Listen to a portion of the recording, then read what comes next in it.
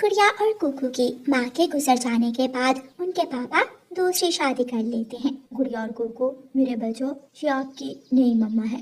पापा, क्या मम्मा भी नहीं मिल जाती है? अगर मिलती है तो आप हमें हमारी पहले वाली मम्मा ही ला दें। क्या मैं तुम्हें पसंद नहीं आई? क्या मैं सुंदर नहीं हूँ? पति जी, तुम्हारे बच्चों ने पहले ही दिन मुझे इस घर में अच्छा नहीं समझा। पिंकी, बच्चे हैं, आहिस्ता आहिस्ता सब समझ जाएंगे। आप इनसे प्यार करोगी तो ये भी आपसे प्यार करने लगेंगे। ऐसे शुरू होते हैं छोटे छोटे बहन भाई के जीवन में बड़े बड़े दुख। पापा चिड़िया दूसरे जंगल में कोई काम करते थे। पिंकी, मैं जा रहा हूँ, मैं 5 दिन बाद लौट कर आऊँगा। मेरे बच्चों का ख्याल रखना। गुड़िया और कुकू रोने लग जाते हैं। पापा, हमें छोड़कर मत जाए।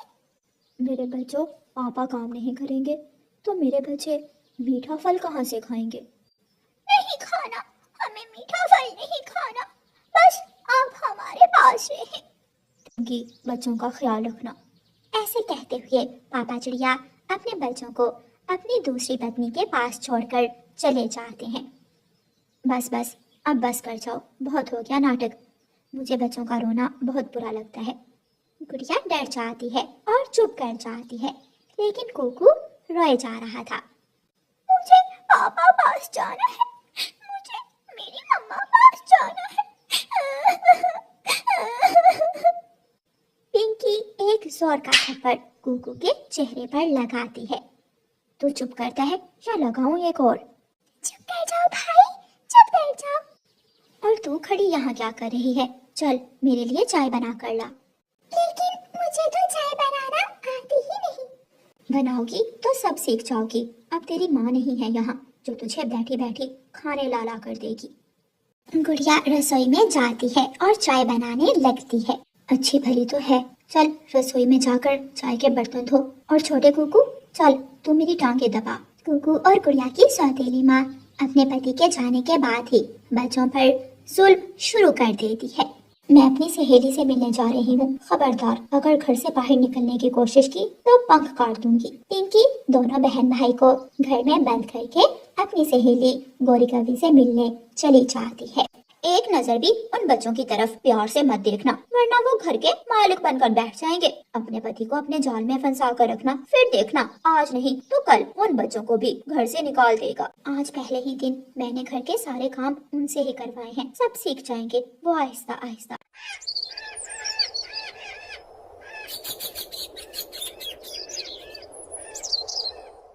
शाम को पिंकी घर जाती है। मुझे भूख लगी है, मुझे कुछ खाने को दे।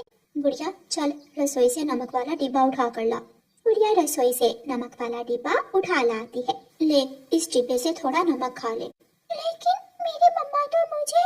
फिर अपनी मम्मा का नाम लिया, जब जब तू उसका नाम लेगा मुझसे पिटेगा।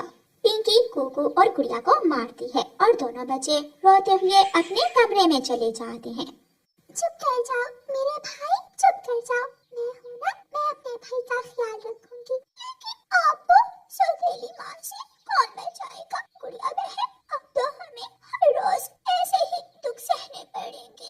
उनकी सौतेली माँ ना उन्हें खाना देती और ना ही आराम करने देती। उठ जाओ, अब सुबह हो गई है, उठकर घर के काम कर लो। मेरी सहेली आज मेरे घर आएगी, उसके लिए खाना भी तैयार करना है। दोनों बच्चे उठकर काम में लग जाते हैं। कुकू घर की सफाई करने लगता है और गुड़िया रसोई में जाकर अपनी सौतेली माँ के लिए नाश्ता बनाने लगती है। अगर अपने पिता से मेरे बारे में कोई ऐसी वैसी बात की तो मैं तुम दोनों को उल्टा लटका दूंगी। नहीं करेंगे सौतेली माँ जी, नहीं करेंगे। एक दिन गुड़िया और कुकू की सौतेली माँ अपने घोंसले में सोई हुई थी कि उनके घर में सांप खिड़की के रास्ते घुस आता है।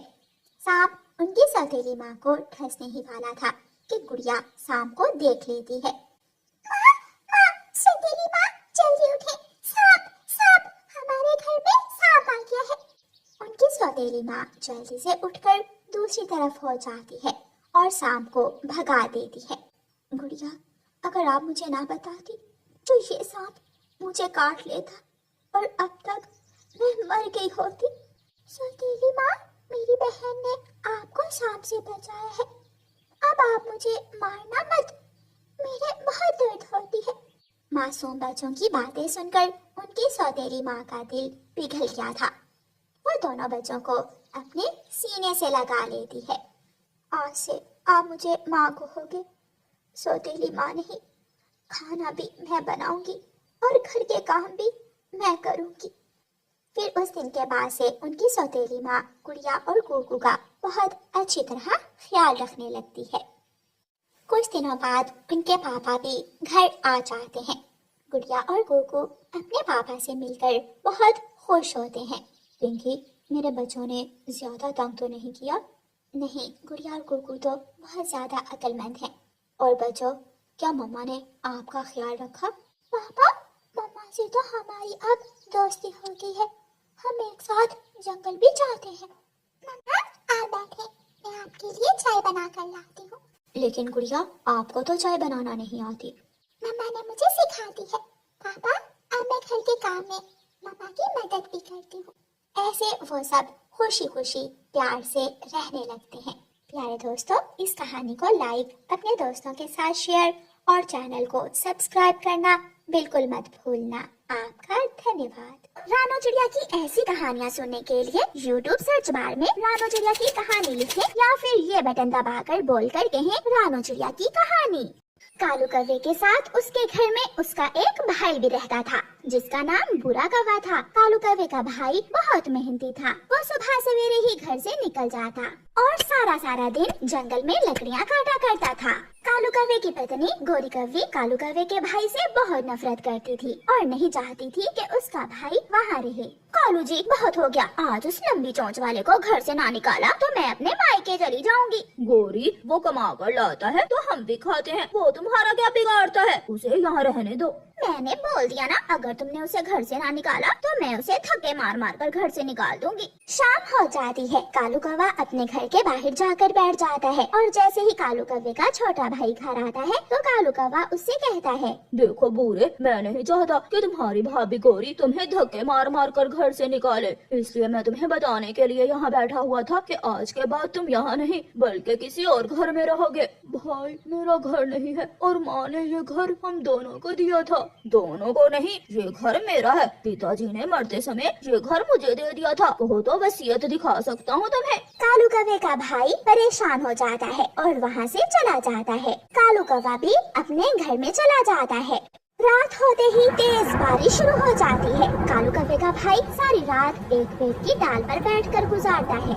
सुबह हो जाती है। रानो चिड़िया अपना दाना लेने जा रही थी। वो कालू कौवे के भाई को पेड़ की डाल पर बैठा हुआ देखकर वहाँ आ जाती है। बूढ़े, तुम ऐसी बारिश में यहाँ क्या कर रहे हो? चिड़िया बहन, मुझे मेरी भाभी और भाई ने घर से निकाल दिया है। मेरा घर नहीं है, मैं कहाँ जाऊँ? बूढ़े, तुम चिंता ना करो, तुम मेरे साथ मेरे घर में रह सकते हो। आओ मेरे साथ आ जाओ।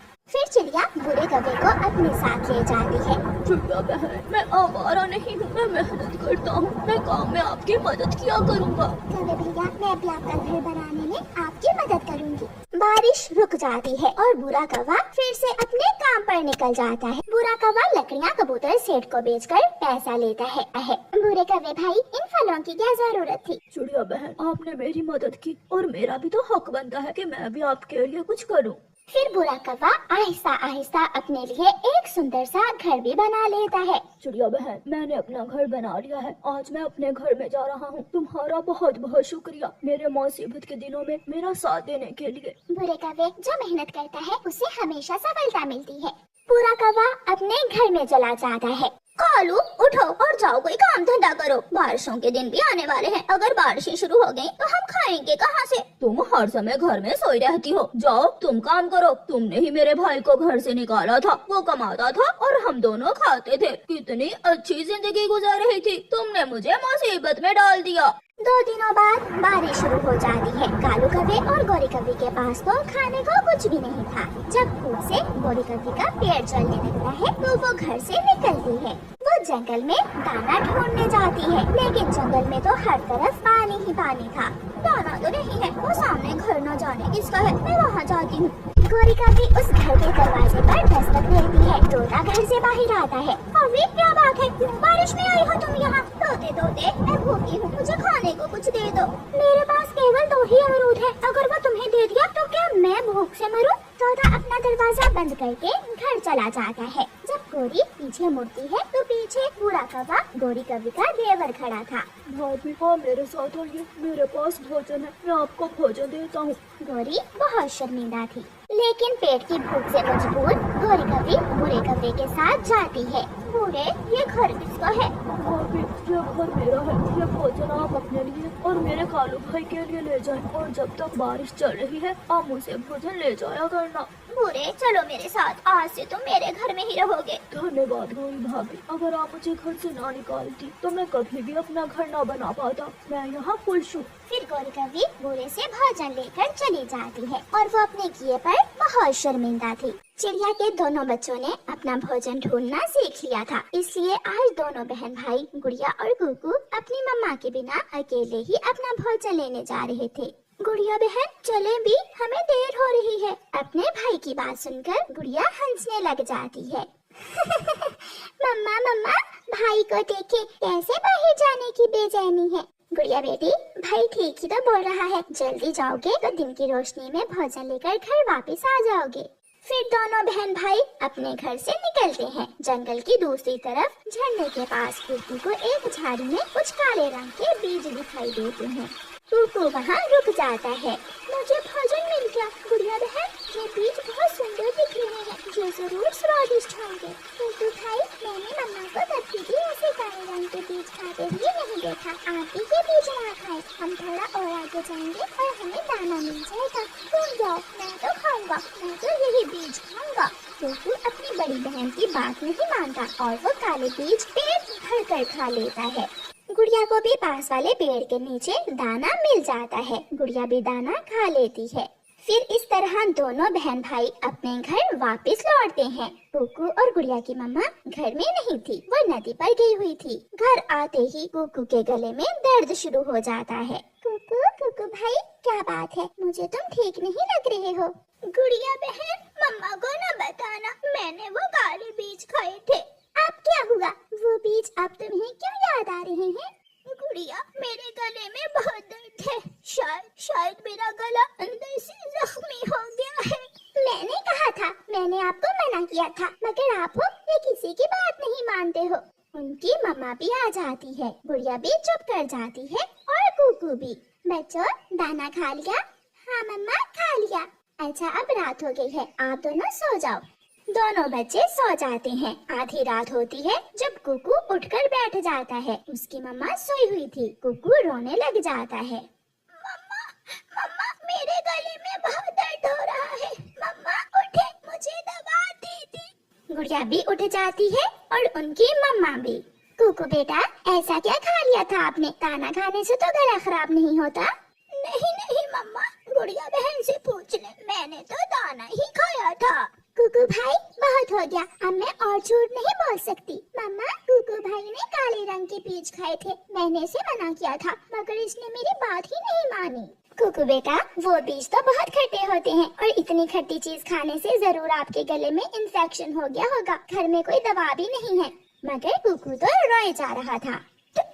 ठीक है मम्मा, मैं सो जाता हूँ, आप भी सो जाएं। अब मैं कैसे सो सकती हूँ बेटा, आपके गले में दर्द है और मैं सो जाऊँ? अच्छा, मैं कुछ करती हूँ। फिर मम्मा चिड़िया रात के समय ही अपने घर से निकलती है। अंधेरी रात थी। मम्मा चिड़िया जानती थी कि कुछ दिन पहले पड़ोसी कौवे के बेटे ने भी वो काले बीज खा लिए थे, इसलिए मम्मा चिड़िया उनके घर जाती है। कालू, देखो, दरवाजे पर कब से दस्तक हो रही है।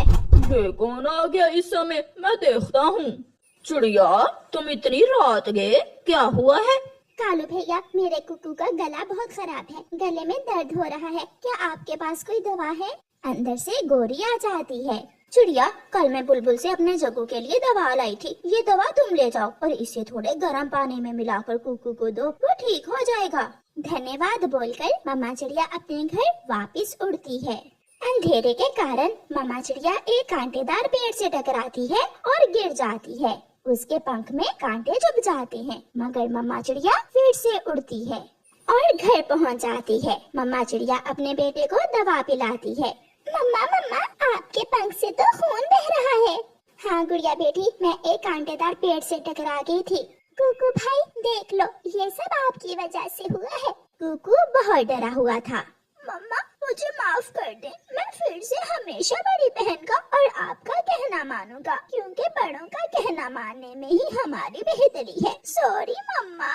फिर मम्मा चिड़िया अपने बेटे को गले से लगा लेती है और सब मीठी नींद सो जाते हैं।